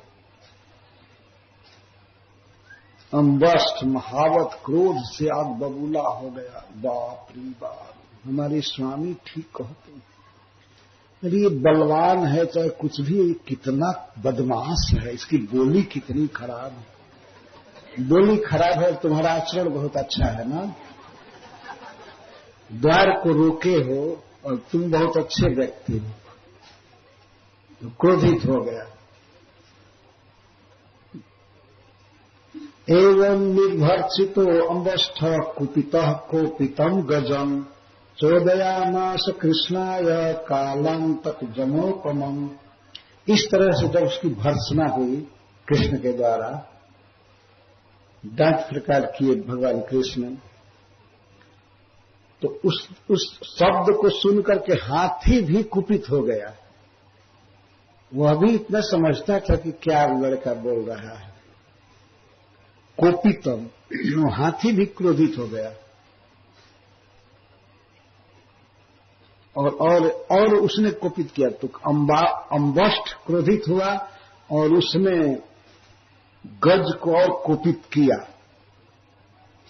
उसके सिर पर अंकुश मार करके उसको और क्रोधित कर दिया। हाथी पूरा क्रोध में हो गया। वह क्रोधित था, महावत क्रोधित था और हाथी पूरा क्रोध में था। वह कृष्ण के प्रति तुरंत उसको प्रेरित किया, चल। और वो तो निर्भय हाथी क्रोध में होकर के और टूट पड़ा कृष्ण पर। वह हाथी कैसा था? कालम तक जनोपमम। अरे वह साक्षात काल जैसा भयावह था, अंतक मृत्यु जैसा, जमराज जैसा था। ये तीनों उपमा देने का मतलब है कि वो अति भयावह था, अति कठिन था उसको पार करना। इतने शक्तिशाली दुर्दांत हाथी को उसने प्रेरित किया अंकुश मार करके कृष्ण के लिए। कृष्ण प्रति द्रावयामास, चला दिया। और हाथी जिधर कृष्ण थे उधर मुड़ करके और चला मरने के लिए। करिंद्रस्तम अभिद्रुत्य करेण तरसा ग्रहित। वो गजराज कुबड़ा पे दौड़ करके और कृष्ण को सूंड में पकड़ लिया। हाथी इसी तरह से मारता है। सबसे पहले करिंद्रस्तम अभिद्रुत्य, महाबलवान हस्तिराज कुबलया पीड़ तम कृष्णम अभिद्रुत्य, उनके सामने आकर के तेज गति से और उनको वेग से अपनी सूंड में पकड़ लिया। जब सूंड में पकड़ लिया, लेकिन कृष्ण कराग विगलित, उसके सूंड से विगलित निकल गए। और कृष्ण ऐसी लीला कर रहे हैं जैसे छलक करके निकल गए। हाथी इतना असावधान नहीं था कि उसके सूंड से कोई निकल जाए, लेकिन कृष्ण उसके सूंड से विगलित, गलिता का अर्थ है गिर जाना, गिर गए। जो सूंड से पकड़ा तो इतना छोटे हो गए कि गिर गए। ये अर्थ है कराग विगलित। शायद उसको बहुत मोटे रूप में दिखाई दे रहे होंगे, तो अपने सूंड से पकड़ा, लेकिन वो बहुत सूक्ष्म से भी सूक्ष्म है, अणु से भी अणु कृष्ण है। तो सूंड में इतना छोटे हो गए कि निकल गए, विगलित। और सो अमुन निहत अंग्रिसु अवलियतम, सूंड से निकल गए। और निकल गए तो केवल हाथ से हल्का मार करके, चाहे देह पर मारे होंगे चाहे सूंड पर मारे होंगे, मार करके और चारों पैरों के नीचे घुस गए हाथी के।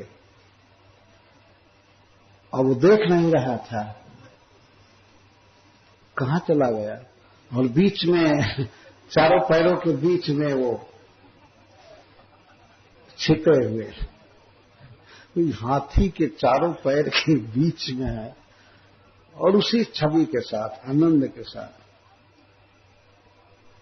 कुछ भय की लीला कर रहे थे भगवान। कभी कभी आंखें ऐसी करते हैं कि फिर पकड़ न ले, पकड़ न ले, और वो लगा देखने, देख रहा था। हाथी के साइज के अनुसार आंख नहीं होती है, छोटी छोटी आंख होती, जो भी हो वो देख नहीं पाया। तो आंख यहां थी तो कहां देखे, पैर के नीचे वो कैसे देखे, और आंख के पीछे कान ऐसे बड़े बड़े, देखने नहीं दे रहे थे। तो घ्राण दृष्टि, पशु जो है वो अपनी नाक से देखता है सूंघ करके, तो अपनी नाक को बढ़ा करके सूंघ को और सूंघने लगा, किधर गया। तो दिव्य कमल की सुगंध आ रही थी एक तरफ से, वो समझ गया कि इधर, तो पकड़ने की कोशिश करने लगा, इधर उधर भ्रमण करने लगा। जिधर जाता था तो कृष्ण उधर ही पैरों के अंदर छिपे रहते थे। कई बार लीला के पकड़ने की कोशिश करता था, ऐसे करता था, और कृष्ण छिप जाते थे, उसकी पकड़ में आते नहीं थे। सुगंध से पता लगा लिया है कि इधर लड़का है जो इतना बदमाश है, इतना खराब बोलता है, वो यहां छिपा हुआ है। और आश्चर्य कर गया, कैसी हमारे सूंड से निकल गया, तो और ज्यादा क्रोध बढ़ गया। और घ्राण दृष्टि सकेशवम, तो खोजने लगा, खोजते खोजते अंत में पकड़ लिया फिर से, परामृषभ, भगवान को पकड़ लिया। ये सब अद्भुत लीलाएं हैं। एक पशु भगवान को पकड़ लिया, बहुत इसके भाव हैं जिनको ऋषि मुनियों का तपस्या के द्वारा फाइन मन भी कभी नहीं पकड़ पाता है। मन में भी वे नहीं जिनका चिंतन कर पाते हैं, उन प्रभु को कुबला पीड़ अपने सूंड में खोज करके पकड़ लिए, क्योंकि उसके पास सहारा था। क्या सहारा? कि कृष्ण के गंध को लेने की शक्ति थी। और संस्कृत में गंध और लीला दोनों को एक माना जाता है। कृष्ण को कौन पकड़ेगा? जो उनकी लीलाओं को कहेगा, सुनेगा, वही पकड़ सकता है। तो ऐसे ध्यान करने से वो मन में भी नहीं आने वाले हैं, लाखों बरस तपस्या करके भी नहीं समझ में आए। और उसको कुबले फिर पकड़ा है, क्योंकि पहले वो पकड़ने का उपाय किया, गंध लिया, किधर है। गंध माने लीला, संस्कृत में बताया गया है। गंध मिल रहा है तो कृष्ण रहेंगे न कहीं, तो अपने शरीर के भीतर पैरों के नीचे थे, तो परामृषभ, सपुष करेगा, पकड़ लिया, सूंड से पकड़ करके बाहर निकाल दिया। कुछ देर के लिए भगवान उसके सूंड में फंस कर आ गए, लेकिन इसके बाद प्रसह्य जबरदस्ती ऐसा जोर लगाया कि फिर निकल गए। प्रसह्य विनिर्गता, फिर निकल गए।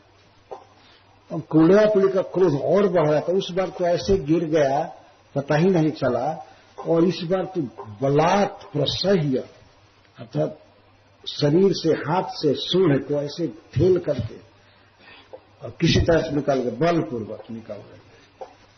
पशु घ्राण दृष्टि होते हैं। सुखदेव गोस्वामी यहां कह रहे हैं कि घ्राण दृष्टि, पशु घ्राण से देखते हैं, नासिका से। तो किसी गाय के बच्चे को, भैंस के बच्चे को लाइए तो देख करके वो 10 बरस में भी नहीं चिन्ह पाएंगे इनका बच्चा। जब सूंघते हैं तब पता चलता है कि हाँ इनका बच्चा। सूंघ करके ही उनमें विवेक आता है। तो हाथी सूंघ करके कृष्ण को पकड़ा। इसके बाद श्री कृष्ण जबरदस्ती निकल गए, निकल करके उस हाथी के पीछे आकर के पूंछ पकड़ करके उसको 25 धनुष पीछे खींच ले गए। 25 धनुष मतलब 100 हाथ, 4 हाथ का धनुष होता है। इतनी बलवान हाथी को 25 हाथ पीछे खींच करके ले गए। वो तो जा नहीं रहा था, बहुत जोर लगाया, लेकिन भगवान के बल के सामने वो क्या कर, उसका बल करता है, ठठेर करके ले गए। हाथी आगे चलता है ना कि ऐसे पीछे चलता है, लेकिन कृष्ण पीछे खींच ले गए। पूछ पकड़ करके खींचना, वेदों का जो शीर्ष भाग है जिसको वेदांत कहते हैं, उसको भी पुच्छ कहा जाता है। ब्रह्म पुच्छ स्थित है। वेदों के जो उपनिषद भाग है उनमें ब्रह्म का वर्णन है। हरि सूर्य जी इस पर ऐसी सुंदर बात कहते हैं कि भगवान पुच्छ में है, वेद के अंत में है। आज एकदम सिद्ध हो गया कि पुच्छ स्थित है। तो हाथी के पूछ को पकड़ करके और ठेल रहे हैं, खींचे, और बहुत जोर लगा करके नहीं, ऐसे उसके पूछ को पकड़े ऐसे खींच रहा है। वो बहुत जोर लगाया कि पीछे ना जाए, लेकिन कृष्ण का अपार बल है, वो खींच करके ले गए। विचकर्ष जथा नागम सुपर्ण वली लिया, जैसे गरुड़ जी किसी सांप को खींचे आसानी से, वैसे उस विशाल हाथी को कृष्ण खींचे आसानी से। गरुड़ जी और नाग की उपमा दी जा रही है। गरुड़ जी कितना बलवान है। वासुकी नाग जैसे विशाल काय सर्प को, जिनको मंथन रस्सी बनाया गया था मंदराचल में, उनको भी मार सकते हैं, पकड़कर खा सकते हैं। इसीलिए भगवान ने वासुकी गरुड़ जी को कहा मंदराचल पहुंचाने के बाद कि आप जाइए यहां से, नहीं तो वासुकी नहीं आएगा।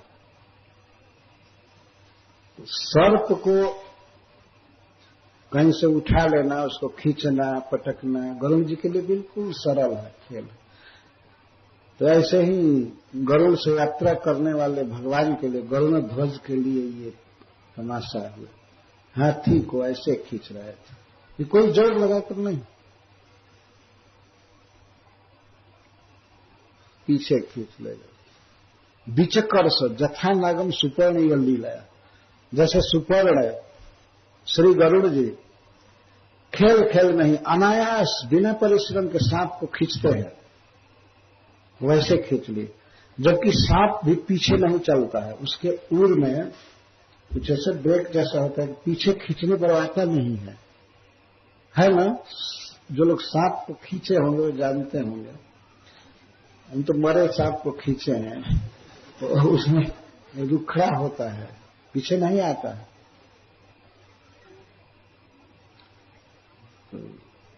पर गरुड़ जी तो जीवित सांप को ही आसानी से खींच लेते हैं, तो भगवान इतने बलवान गजेंद्र को ऐसे खींच रहे थे लीला। सपर्यावर्तमाने न शब्द दक्षिण तो च्युत व भ्राम्यमाणे न गोवत्से नैव लीलया। तो हाथी को जब खींचे 25 हाथ पीछे ले गए और थोड़ा ढीला किए, खींचना स्तंभित कर दिए, रोक दिए। इसके बाद उनको बाएं से पकड़ना चाहता है, दाएं से पकड़ना चाहता है, और पूछ पकड़े।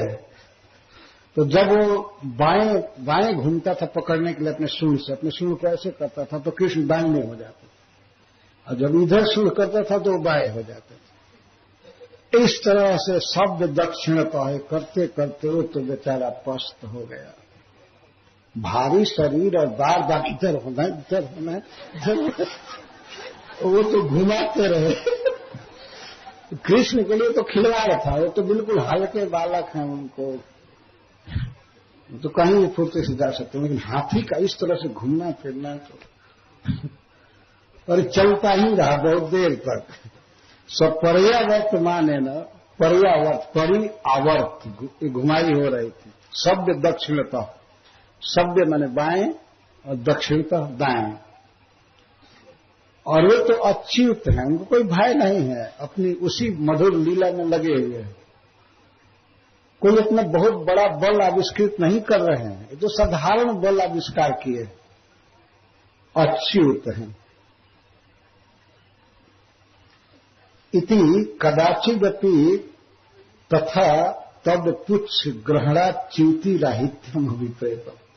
चाहे वो पूछ भी झटक रहा था, सोचता था पूछ भी तो बलवान होता है हाथी का, निकलना चाहता था, लेकिन अच्युत कृष्ण को इसलिए कह रहे हैं सुखदेव गोस्वामी, कदापि किसी भी स्थिति में पूछ छूट नहीं रही थी, पूछ पकड़े ही थे, अच्युत है, पूछ छोड़ नहीं पाए।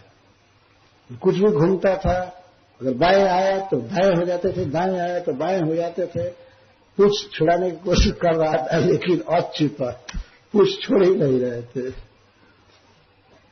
इस तरह की लीला कर रहे भ्राम्यमाण ना, घूमने वाले कुबलेया पीड़ के साथ भगवान घूम रहे थे, उससे विपरीत दिशा में।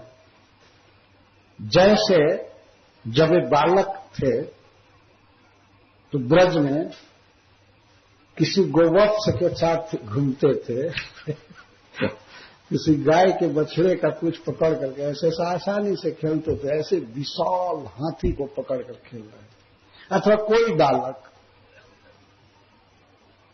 जैसे छोटे से बच्चे को गोवत्स को पकड़ करके खेलता है।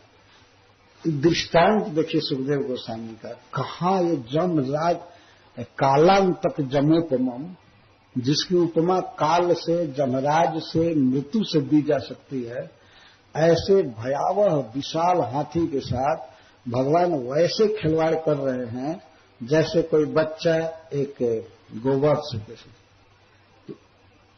कोई बहुत बड़ा शरीर आविष्कार नहीं किए भगवान कुबलेया पीड़ को मारने के लिए, ऐसे बालक हैं। ऐसा नहीं कि नृसिंह जैसा भयानक बन करके हिरण्यकश्यप का जैसे वध किए, ऐसा कुछ नहीं। कृष्ण वैसे ही रहते हैं। ब्रज में तो उनकी इतनी मधुर लीलाएं हैं, कोई भी काम किए, बड़े बड़े दैत्य का वध किया, असुर का वध किए, कुछ भी प्रयास नहीं। घोड़ा बना हुआ केसी आया इनको, विशाल पर्वत की गुफा के समान मुंह बा करके आया, तो उसमें अपनी बाईं भुजा डाल दी। बाईं भुजा भीतर ही इतना बढ़ी और बाहर से तो कोई सखा देख नहीं रहे थे, उतना ही कोमल, उतना ही छोटा लड़का, और भुजा जा करके भीतर इतनी बढ़ गई कि अब हवा का आना जाना रुक गया और उसका पेट पकी हुई कंकड़ी के समान फट गया। सुखदेव गोस्वामी कर्कटिका फलोपमात, जब गिरा भद से तो उसका पेट फट गया।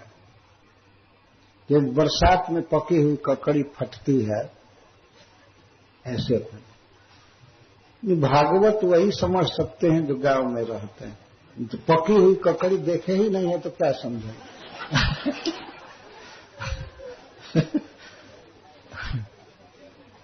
सब उदाहरण गांव का ही आता है।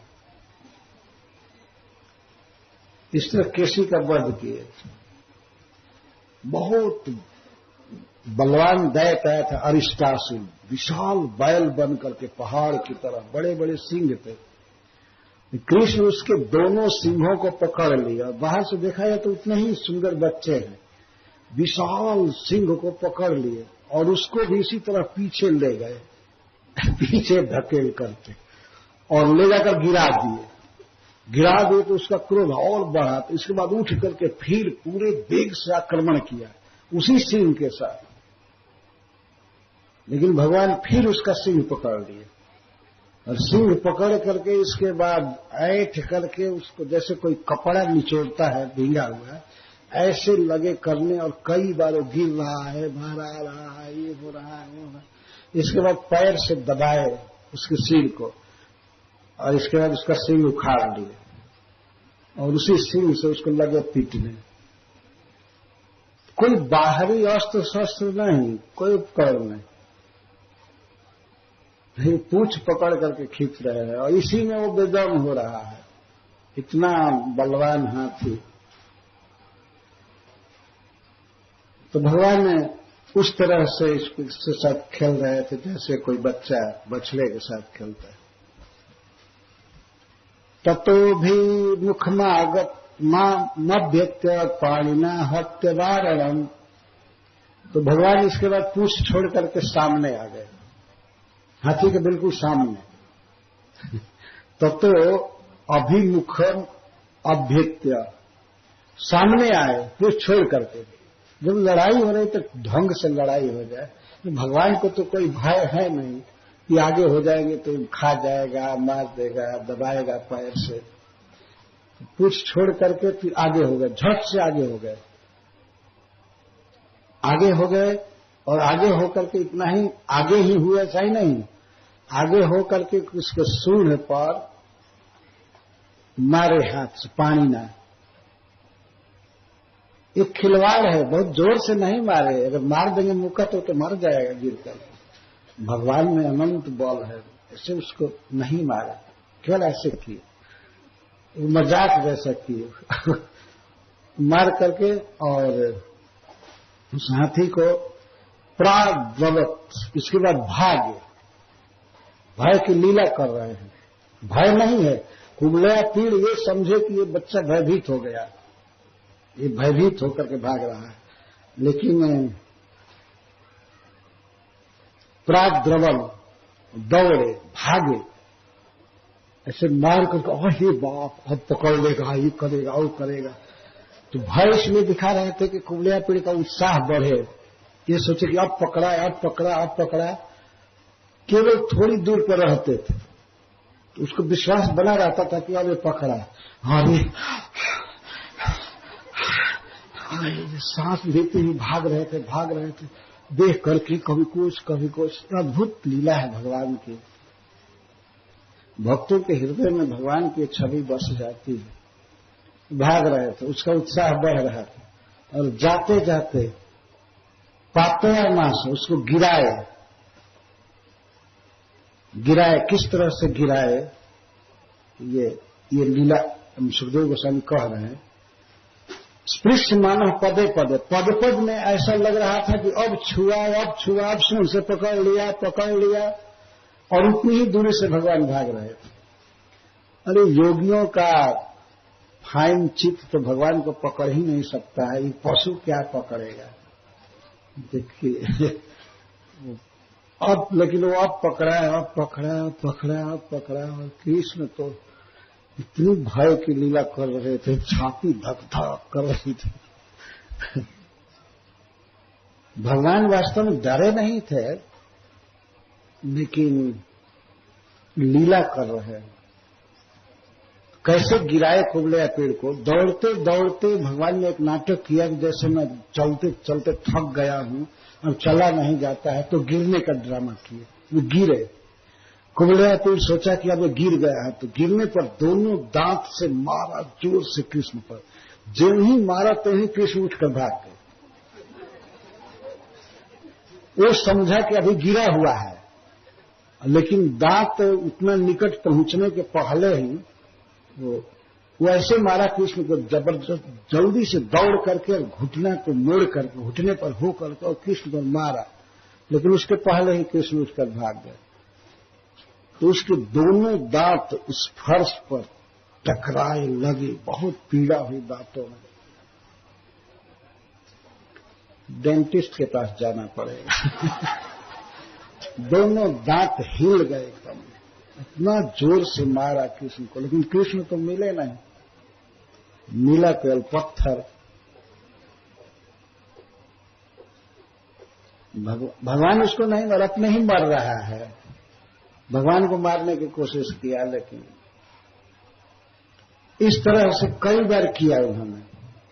धामन, दौड़ दौड़ करके, पतित्वा सहस्रोत्थिता, गिर करके कृष्ण सहसा अलक्ष्य रूप से जल्दी उठ जाते थे, और ये जानता था गिरा हुआ है, तो कई बार ऐसे मारा, मारते मारते दांत तो ढीला ही हो गया बिल्कुल।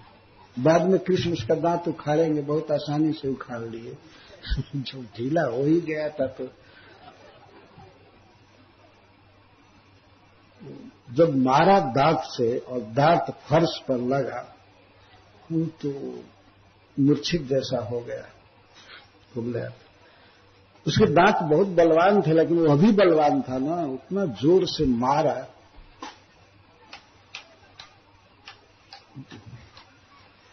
फिर कृष्ण भाग गए उठ करके।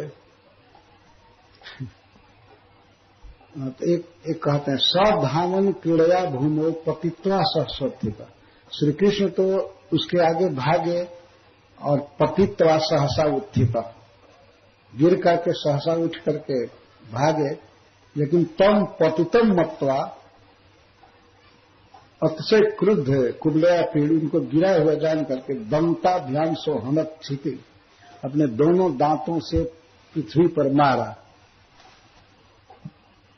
सविक्रमे प्रतिहते कुंजरेन्द्रोत्यमर्षित अपना जब पराक्रम अपना प्रहार फेल कर गया, उसके दोनों दांत धरती पर लग गए, तो वह कुंजरेंद्र जो पृथ्वी को दुख दे रहा था अपने भार से, वह अति अमर्षित बहुत क्रोधित हुआ और अब थोड़ा थोड़ा ढीला होने लगा। क्रोध तो हुआ लेकिन थक गया था।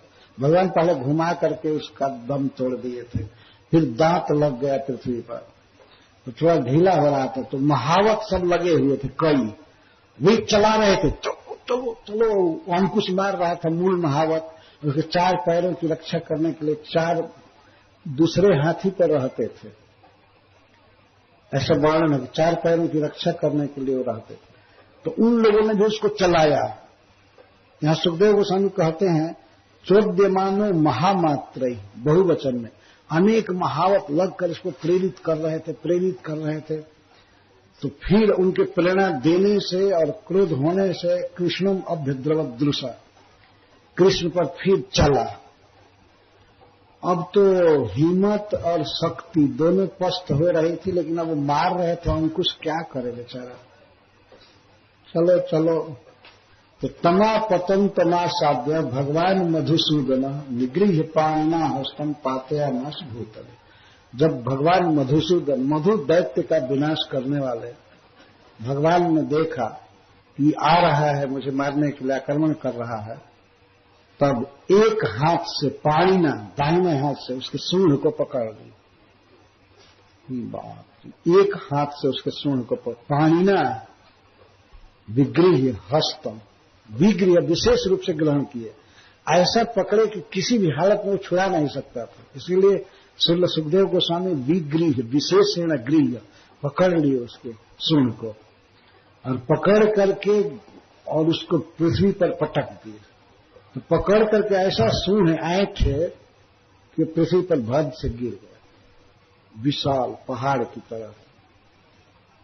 एक हाथ से सूंड को पकड़ करके और पटक दिए। विगृह पाणिना हस्तम पातया मास भूतल, इस पृथ्वी पर पटके पातया मास, इतना जोर से गिरा होगा उतना ऊंचा हाथी। और ऐसा नहीं था कि बैठना एक अलग चीज है, कोई पशु बैठे दूसरी बात है, उसको गिरा दिया जाए तो कुबला पीड़ का होश उड़ गया होगा। अब तो एक हाथ से सूंड पकड़कर जब गिर गया तो भगवान उसके सूंड को छोड़ दिए और उठ न पावे इसके लिए अपने चरण से उसको दबाए। एक चरण से दबाए, एक चरण पृथ्वी पर रखे थे। छोटा सा बच्चा और इस तरह से हाथी के ऊपर उसके मुख पर, उसके मस्तक पर पैर दिए, उठना न पाए, और एक तो पृथ्वी पर चरण रखे, और इसके बाद उसका दांत उखाड़ लिए। जब श्री बलराम जी देखे कि दांत उखाड़ रहा है तो वो भी जाकर के दूसरा दांत उखाड़ बाद में, लेकिन श्री कृष्ण दांत उखाड़े और उसके दांत से ही उसको लगे पीटने, ठाय ठाय पीटने लगे, और पीटने से ही बेचारा मर गया कुबलया। धन्य है कुबलया पीड़, वास्तव में भगवान से जुड़ गया, अजर अमर है। यही वास्तव में अधिक सौभाग्य है। दांत उखाड़ लिया, उसी से पीट करके मारे। मानो भगवान यह दिखा रहे कि जब तुम्हारा अंग ही तुमको मार रहा है, हम क्या करें। दांत से हाथी को पीट दिए। पीटने के बाद तो बलराम जी आए तो दूसरा दांत उखाड़ लिए। वो सहायता नहीं कर रहे थे, क्योंकि वे चाहते थे कि कृष्ण के प्रभाव को सब लोग देखें। उसमें कोई ये न कहे कि बलराम ने हेल्प किया तब कृष्ण मारे, इसलिए वो दूर थे।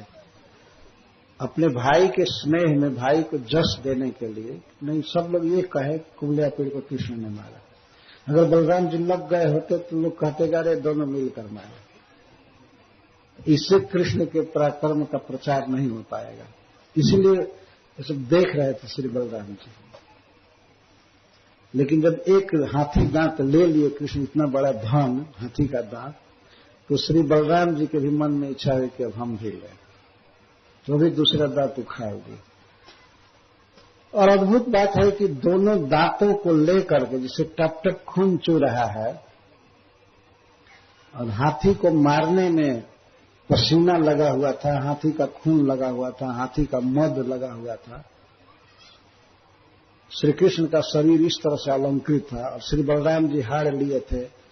दांत हड्डी है ना, पर है बहुत कीमती हाथी दांत। तो उसी को लिए लिए रंगशाला में प्रवेश किए। अद्भुत छवि थी।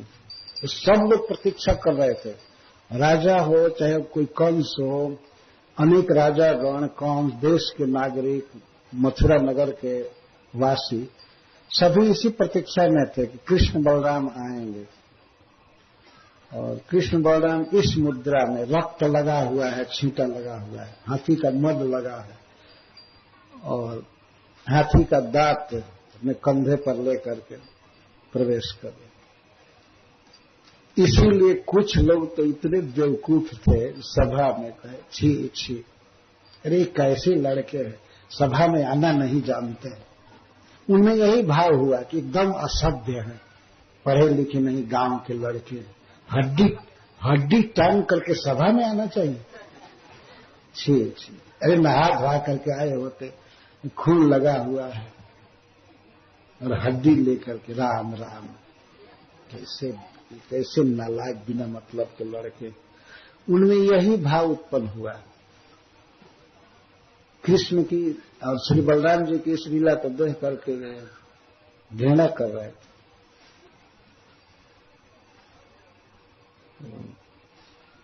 इन लीलाओं का वर्णन तो अब इत्मीनान से किया जाएगा, कैसे प्रवेश कर रहे हैं।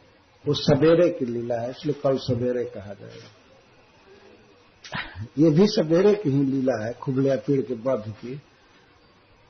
इस तरह भगवान ने कुबलिया पीड़ का वध किया।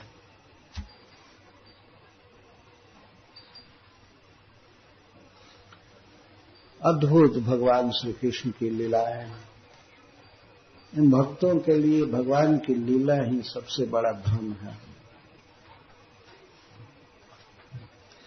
इसका आस्वादन कल करेंगे हम लोग। हरे कृष्ण।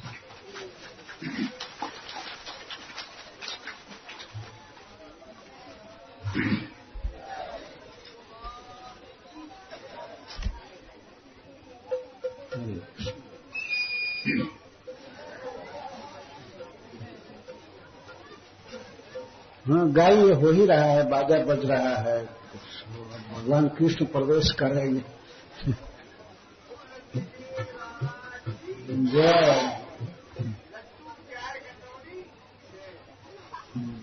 लड्डू 4 कटोरी।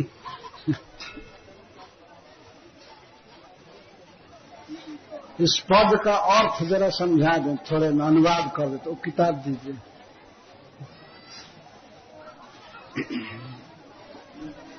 सब लोग बैठ जाए कृपा करके, भोजन के साथ होता ही रहता है जीवन भर। तो ब्रज की बड़ी बड़ी गोपीजन, खास करके सास आदि, नई गोपी को समझा रही हैं जो विवाह करके आई है, दूसरे गांव की है, नंद गांव में आई है या और निकट में, तो उसको समझा रही है कि एक नया छैल सांवला घूमता रहता है, उससे बचती रहो। सांवले से बच करके रहना शिक्षा दे रही है। क्या क्या बचना वो बता रही है। अगर गली में आवे तो बच जाना, गली में कभी आ जाए, जिस घर में तुम रहती हो उस गली में यदि वो आता है तो वहां बच करके रहना। और उसका स्वभाव वो पीछे लग ही जाता है, पीछे लग जाता है। तो अगर पीछे लग भी जाए, सामने आ भी जाए, तो घूंघट मत उठाना, शिक्षा दे रही है। तो घूंघट ना ही उठाइयो री, गोरी बच के रहिए, घूंघट मत उठाना। और फिर शिक्षा दे रही है, यदि घूंघट खोल ले, मान लो तुमने नहीं खोला और घूंघट उठा दिया, तो उस पर आंख मत मिलाना, देखना मत, फिर भले घूंघट उठ जाए फिर नजर से नजर मत मिलाना। और अगर नजर से नजर मिल भी जाए तो मुस्कुराना मत